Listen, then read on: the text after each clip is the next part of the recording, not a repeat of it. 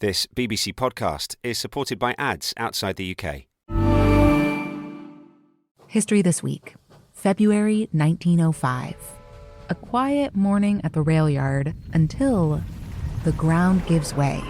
An entire locomotive is swallowed whole. It is another setback for an audacious project to tunnel under the Hudson River. And today, 115 years later, these tunnels are a national emergency waiting to happen. Listen to History This Week from the History Channel, wherever you get your podcasts. Hello and welcome to You're Dead to Me, the Radio 4 comedy podcast that takes history seriously. My name is Greg Jenner. I'm a public historian, author and broadcaster. And today we are loading our loom weights and launching our longship as we sail back to medieval Scandinavia to learn all about Viking women. And to help us, we have two very special guests. In History Corner, she's a historian, writer and broadcaster based at Bar University, where her research focuses on the cultures, literatures and languages of the medieval North. You may have read her sensational new book, Embers of the Hands, Hidden Histories of the Viking Age. It's a wonderful book. And you will definitely remember her from our episode on Leif Erikson. It's Dr Eleanor Barraclough. Welcome back, Eleanor. Yay, thank you so much for having me back. Delighted to have you back. And in Comedy Corner, they're an award-nominated stand-up comedian. When it comes to awards, I am famously always the bridesmaid, never the bride. And what you just did, your mouth typo just cut deep. Okay. And in Comedy Corner, they're an award-nominated stand-up comedian. You might have seen them on TV, on Celebrity Pointless, Richard Osman's House of Games, Jonathan Ross's Comedy Club, or commenting on the Women's Football Euros on Sky Sports. You caught their recent stand-up tour, How You See Me, How You Don't. Also supporting Ed Gamble, it's Chloe Petts. Welcome to the show, Chloe. Thank you so much for having me. Chloe, first time on the pod. Yeah. How are you with history? Did you like it at school? Are you comfort zone? I did like it. I think I did it for A-level. Did I do it for A-level? You think? Did I do it for A-level? You're not that old. What did I... I wasn't there, Chloe. Like, we're gonna know. Oh my god.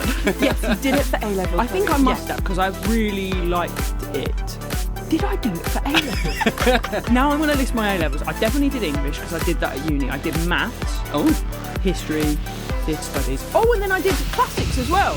The area of history that I enjoy the most, because I really like consuming history via novels. So I'm a big fan of like the Victorian and the Regency. Gotcha. Those Okay. are kind of my areas of speciality. So if I say to you Vikings, does your brain just go, no? Slightly, yeah. I don't have any sort of context of really where they're located in history. They seem like kind of vacuum packed in their little section. So getting a bit of like context of where they're located in human history would be really interesting. So what do you know now?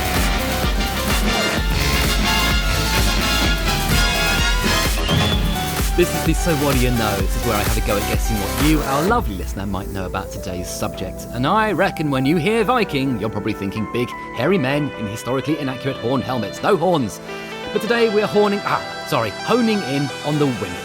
Now, you might be imagining fearsome warriors tossing axes while tossing their immaculate blonde braids. And maybe you're thinking also of the mythological Valkyries, made famous in Wagner's opera and the Marvel Thor movies, of course. You might have seen the TV show Vikings with the scary shieldmaiden Lagertha and her bloody post-divorce glow-up. Or you've watched Scandinavia, the sinister sorceress in The Last Kingdom. What was life really like for the average Viking gal about town? And how many people can you incinerate and still be made a saint? Let's find out. Eleanor, let's start with the basics. As Chloe said, vacuum packed them for us. Let's do some dates. Okay? Yeah. So we're talking first raids that we know about. We think of Vikings as really raidy on the British Isles.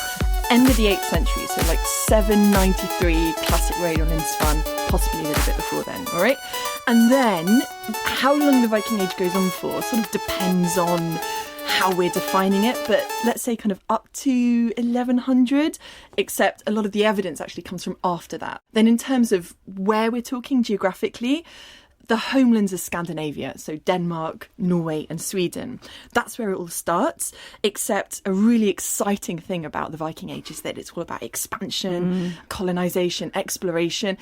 People are coming into contact with each other across this vast area. So, they expand across the North Atlantic. They make it all the way to Iceland and Greenland, even to the edge of the North American continent around the year 1000. They go east down the waterways of what's now Russia, Ukraine.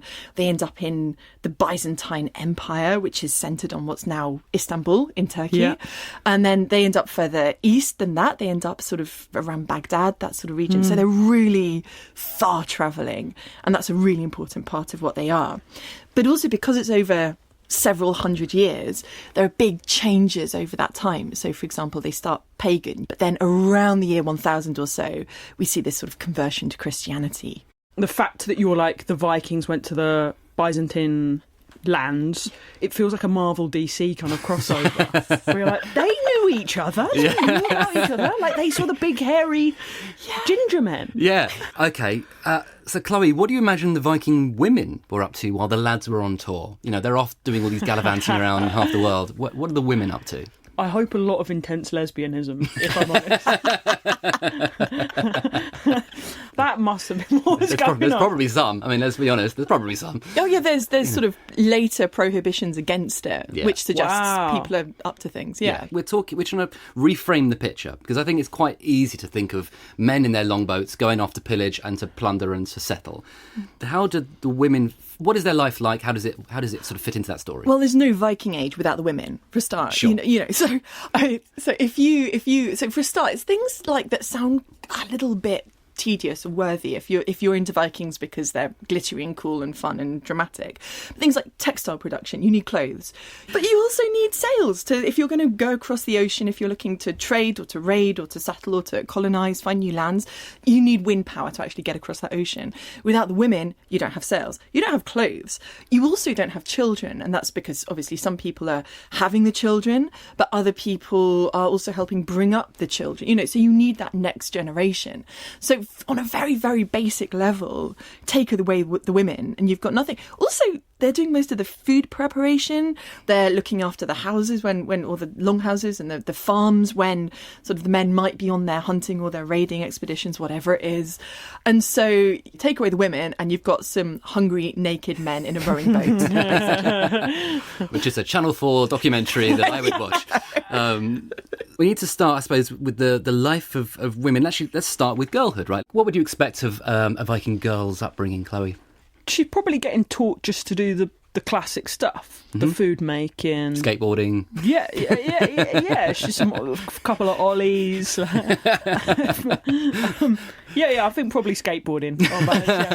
Yeah, you took the words out of my mouth. Sorry, is it skateboarding? Yeah, skateboarding. How did you know? Done. Sorry, I ruined it there. You were making a very sensible point and I ruined it. No, I think it's important. I think it's important that we allow intrusive thoughts to win on this podcast. It's really important to say up top, there's no such thing as an average experience. We've got to think, we've already said the Viking Age extends over hundreds of years. And then within that, you've got lots and lots of different social strata. And so someone who is, say, a young child who is enslaved is going to have a very different experience growing up compared to someone who is much further up that social pecking order. But exactly as you say, a lot of it's going to be learning from a young age domestic crafts and sort of textile manufacture. Was there any culture of play amongst kids? Yeah, that's a really good question. Well, I think there's a very... I don't know what you think, right?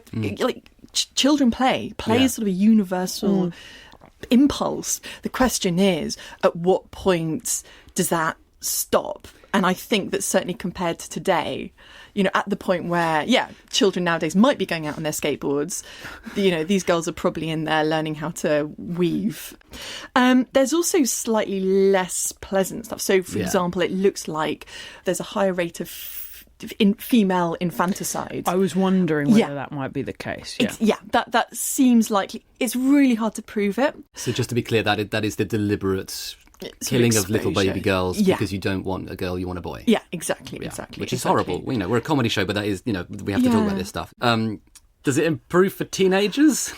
Like, is it Well, fun? You know the answer to that. I don't know the answer. It's not going to improve for teenagers. If they're killing girls at birth and then putting them to work at 8, I don't think that all of a sudden they're going to be like, okay, off you go into the world now. You can go to university. When you get to sort of be of childbearing age and pretty young, marriage is obviously on the cards. And that is an important part of teenagehood as you sort of head towards the latter part of that, if you're lucky. And do the girls get to pick their hubbies? Or does Dad go, I've chosen Sven. Yeah. He's exactly what you need. I think more to the point, exactly what I need. Certainly, once again, when you look at the latest saga evidence, bearing in mind, sagas are not history as we would think of history. They're stories, but they do sort of reflect something of that earlier time and the time in which they're written. But certainly, yes, it's I have picked out, you're going to be marrying him, whether you like it or not. Yeah. Can a man divorce a woman easily? You call witnesses and you say, I'm divorced. And it can be all sorts of reasons. And this is true, I think, of the men and the women. So as far as the important thing is that women can do it too. So the interesting thing about the Viking Age, historians often say that women in the Viking era were better off than anywhere else in the European Christian world. Like, they had more rights, more laws, more freedoms. We've heard maybe that's not entirely true. There's quite a lot of pressure and so on. But widowhood that's kind of a quite what you're aiming life. for. That's the ideal, right? But you have really, so for example, we mentioned Iceland being settled second part of the 9th century. Some of the first settlers, the big settlers, are women. There's one in particular, she's called Auður or Unna the Deep-Minded, and it's only once she's a widow she sort of gathers her family and her followers and her sort of like slaves at that point around her and takes them off to Iceland, frees the enslaved people, and sort of sets up this sort of matriarchy out there. This community of women, right? She ends up, it's on the night, I think it's her grandchild, on the night of her grandchild's wedding, she dies upright in bed, having basically just sorted everyone out. She's an EastEnders matriarch. Yeah, basically. Exactly. Get out of my pub. Longhouse. Sorry. Okay, we should talk about a childbirth, which obviously, you mentioned before that obviously in order to keep having Vikings going out into the world, you need children that grow up, and we need babies. I mean, obviously, childbirth is dangerous at any time in history. In the Viking world, there are kind of rituals, routines, there's magical spells, there's all sorts of ways of trying to protect a woman in childbirth and the baby. Yeah. Can you talk us through some of those? Yeah, so exactly as you say. So mortality rates were huge, as they always have been. There's a really touching grave from Orkney, Rousey, and it's a woman, but she's buried with an infant who's full term. And so the likelihood is that she's died in childbirth, and so is the child. So exactly as you say, that there has to be measures in place. One of these they're called bjargrunar, sort of helping runes of protection. Those seem to have been used. We've got like sort of just evidence on the edge. Often with childbirth, with pregnancy, everything is on the edge because it's female histories and they don't, they just don't get recorded. But we have sort of a few little runic inscriptions that might sort of back that up. There's an amazing, and again, it's later, it's very much within a Christian context, but it's a rune stick, and it looks like basically the baby's gone over term and is still, inside. And this runic inscription is to the baby, and it ends and it says, "Come out, hairless one, the Lord calls you into the light." Right? Oh, kind of beautiful. It is beautiful. I love that one.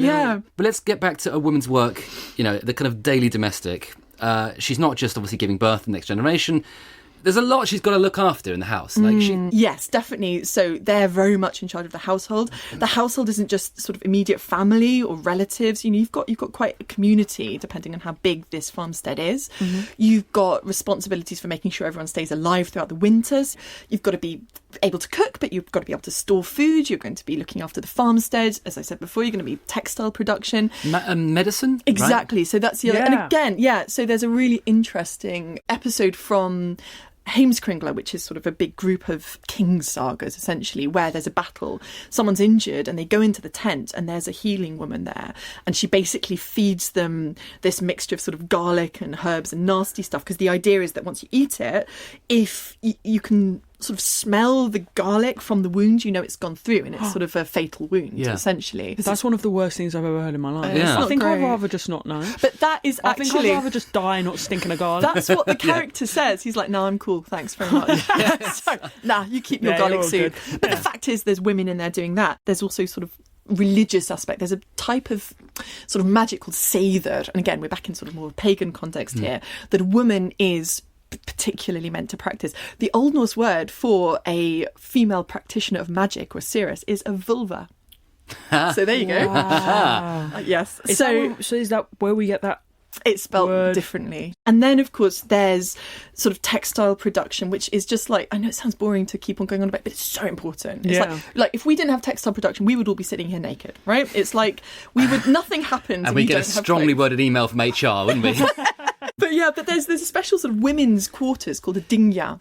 And the dingja, it's not necessarily just for textile production, but in the archaeological record all over the Norse world, so Greenland is a really good example of this, you see these sort of textile production spaces where you have women, where you have children. The sagas, again, have episodes where, women sit there talking about, for example, their former lovers, in one case, where one of the husbands hears. Doesn't go well. Oh, okay.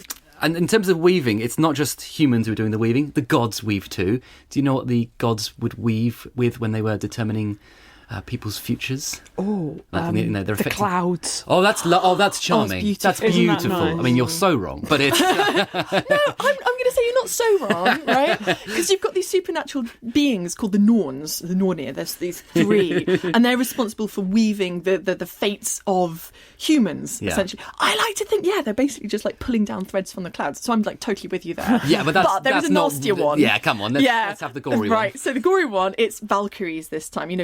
Right, that's how we know Valkyries on their horses, coming down, blah, blah, blah. Right, and there is an episode from, again, it's in Njal Saga. Essentially, on the night before a battle, someone sees these women going into one of these dingya, one of these weaving rooms. He peeps inside, and he sees them, and they're singing as they weave on this big loom. But what it is the entrails of the dead, and there's kind of heads hanging from the... So the loom weights are severed heads. Exactly, the loom weights are... And the thread is just guts. Yeah, Viking guts. Yeah.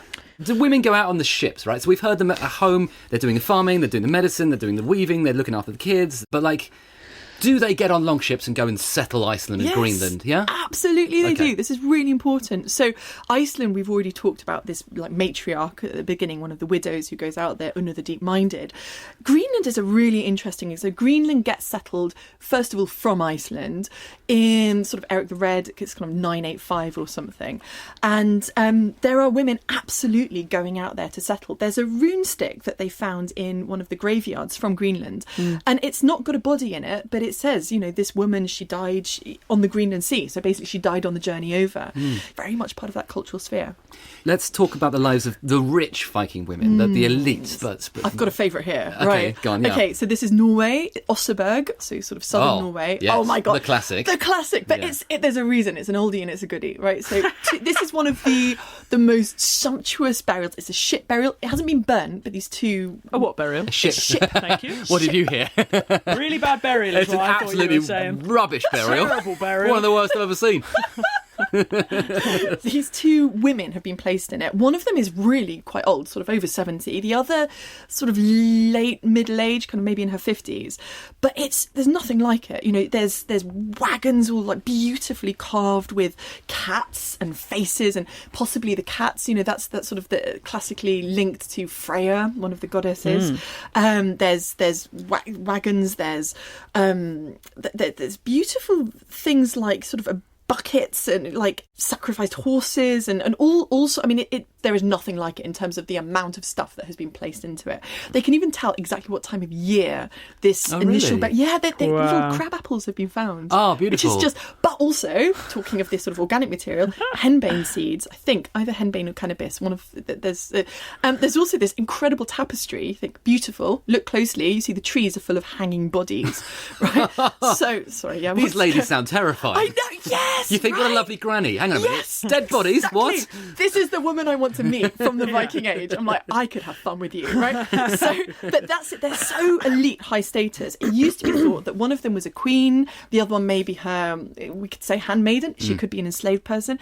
But so it's very much this sense of these high status women, possibly with some sort of magical position in society. Yeah, the Siva thing maybe, or the hallucinogenic medicine. Yeah. Exactly, I mean, obviously we have rich Christian widows who leave money to the church. They found nunneries and churches and monasteries, and they build bridges and churches and roads. They're kind of putting back into the community, which is amazing too.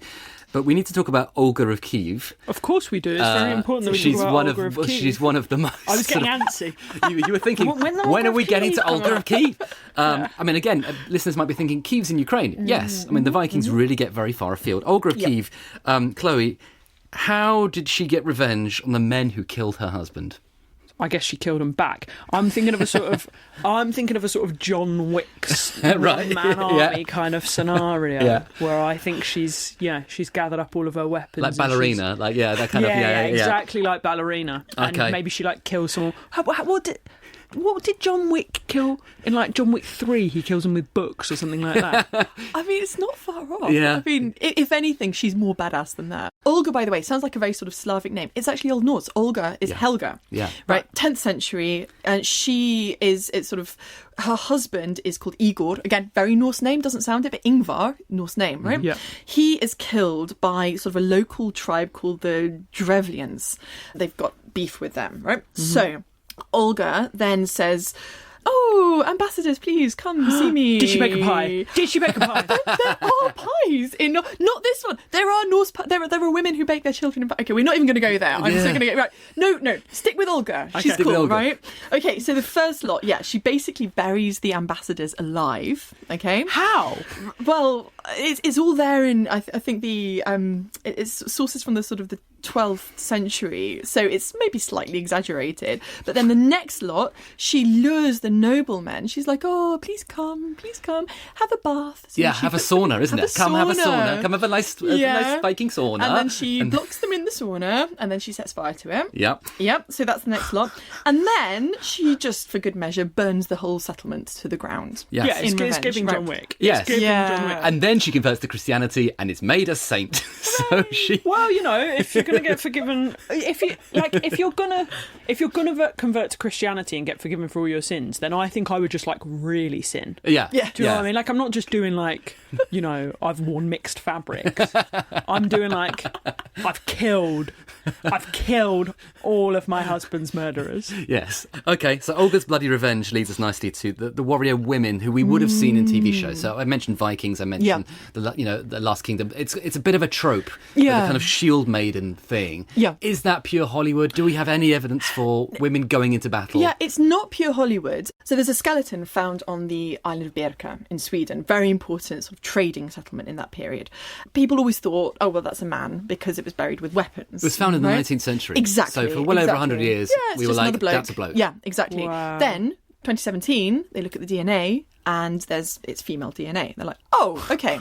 So, but the question is then... mental. Yeah. That no one checked. Well, to be fair, I don't think they had DNA sampling in the 19th century. Yeah, to be fair to them. But it's the fact that, you see one thing and you assume that's what it must be. Yeah. Now, that doesn't mean that she was a practicing warrior. There's all sorts of possibilities. Because she's buried with swords and all the kind of accoutrement of a warrior. Exactly. And it's possible that what we would call, the terms don't really apply, but we need to sort of she was sort of non-binary, or she kind of presented as more male than, there's sort of possibilities there. Yeah. There's also the possibility that, yes, she was a warrior, but it's there's no evidence of sort of healed injuries, and there's no evidence of, you often see sort of one arm is bigger than the other because they're used to wielding weapons. Yeah. So you don't have that.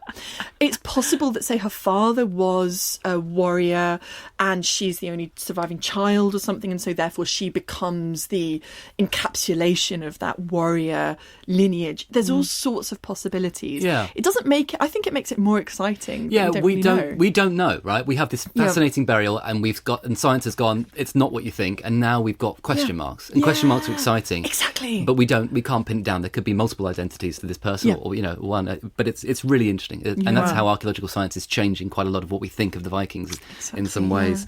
I guess what's so interesting also about history is we're always reading it through our own very partial lens. Exactly. And I think we're in a moment now where we probably want to go the other way and have women as these total independent badasses because we're sort of in a feminist rewriting of history, But also, I think there's also an element of like men find hot Viking women wielding swords titillating. Yeah, it's definitely a niche corner of the internet that's dedicated to that. Yeah. So it's simultaneously like like a feminist reading of history, but also quite a patriarchal one. Yeah, the lads want blunt warriors. Yes, exactly. Yeah, with like sort of like shells over their boobs or something. I don't know.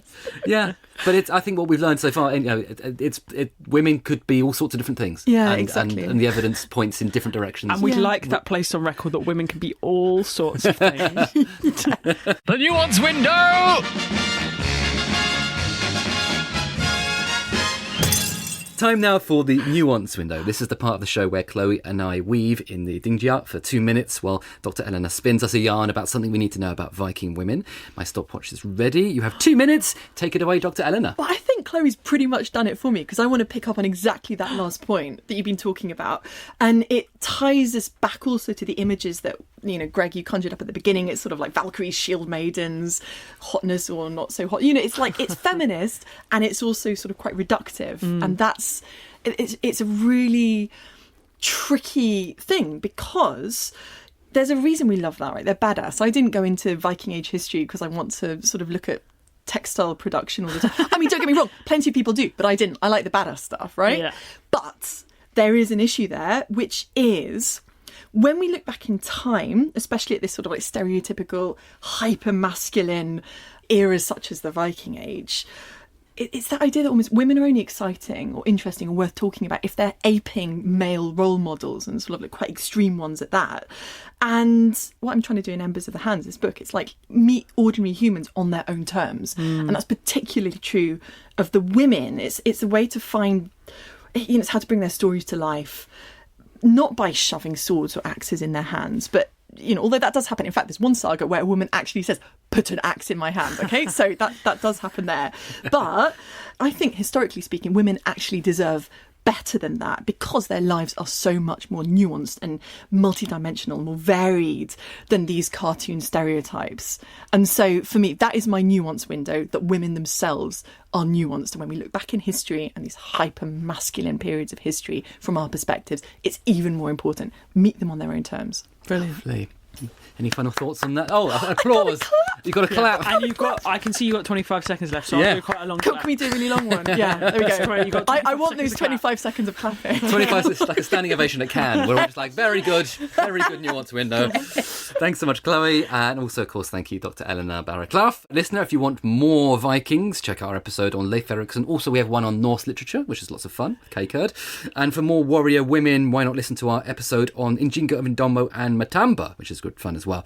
And remember, if you enjoyed the podcast, please share the show with your friends. Subscribe to You're Dead to Me on BBC Sounds to get the episodes 28 days earlier than on any other app. Switch on your notifications so you never miss an episode. I'd just like to say a huge thank you to our guests in History Corner. We had the excellent Dr. Eleanor Barraclough from Bath Spa University. Thank you, Eleanor. Thank you. And in Comedy Corner, we had the incredible Chloe Pett. Thank you, Chloe. That was amazing. Thank you so much to you both. And to you, lovely listener, join me next time as we unearth more buried historical secrets. But for now, I'm off to go and suggest entrail weaving as a fun craft activity for my daughter's school. Bye!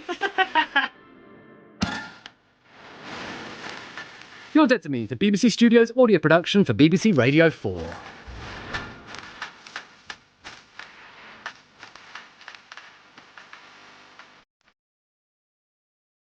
Hello, my name is Alex von Tunzelmann and I want to introduce you to History's Heroes, the BBC's breathtaking, high-stakes, story-led podcast shining a light on extraordinary people and ordinary people who become extraordinary, including a pioneering surgeon who rebuilt the shattered faces of soldiers. He would look at these men and he would say, "Don't worry, Sonny, you'll have as good a face as any of us when I'm done with you." And the woman who created the international charity Save the Children.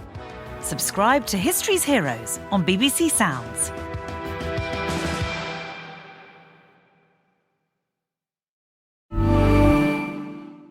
History This Week, February 1905. A quiet morning at the rail yard until the ground gives way. An entire locomotive is swallowed whole. It is another setback for an audacious project to tunnel under the Hudson River. And today, 115 years later, these tunnels are a national emergency waiting to happen. Listen to History This Week from the History Channel, wherever you get your podcasts.